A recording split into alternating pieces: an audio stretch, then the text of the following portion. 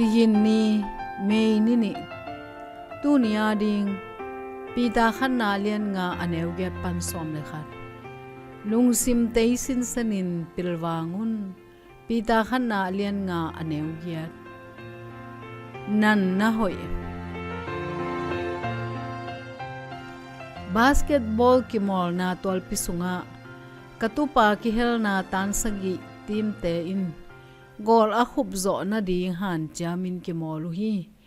amau pen mai lam phut ding som ma mau hi ai zong in khat ve a khup simun asia pa un manlang taka kile kik pa a Nanna Hoih lim tak abol na ding un hil hi ayang in to pen ut kim lo a avekun akhum nuam vi vele anung pan hak sapi a nan ding chi pen kwa ma ut tuak melu hi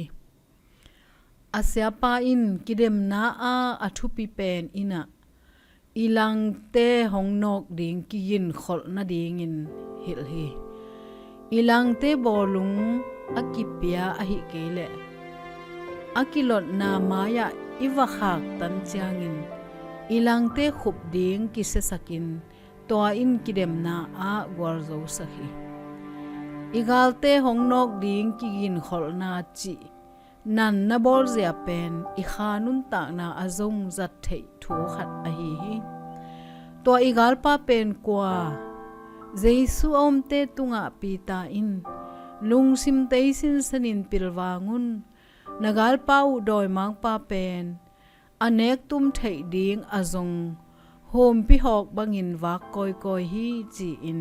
hong hil phong hi atak takin khalama igal pa langdo ding le upna sunga kip takin om ding in aman hong han thon hi bel taka nan na to nun tak na in Jesu thu te nun tak sunga hong mui bun sakin ama kumpi gama ding in na hoi hong sem sak zo sem hi to bana kha thulama nung tol na khat pe om zen le zong happy na namchin ane pasian ma mai in no te hong bol hoi ki dinga hong kip sak hong thahat sak hong khau sak ding chi hi to pa pen eite hong lam kip pa ama sunga kidal na nan na khau hong lam sak pa a hi khanun tang na sung bang mona na bolung kha swa khana hiam bang chidanin kidop na to kip tak ding thei ding na hi hiam nun tang na sunga kidop ding te ka kha swa changin to pa o nong dal nong kep na thu hong phok sak ik ta in amen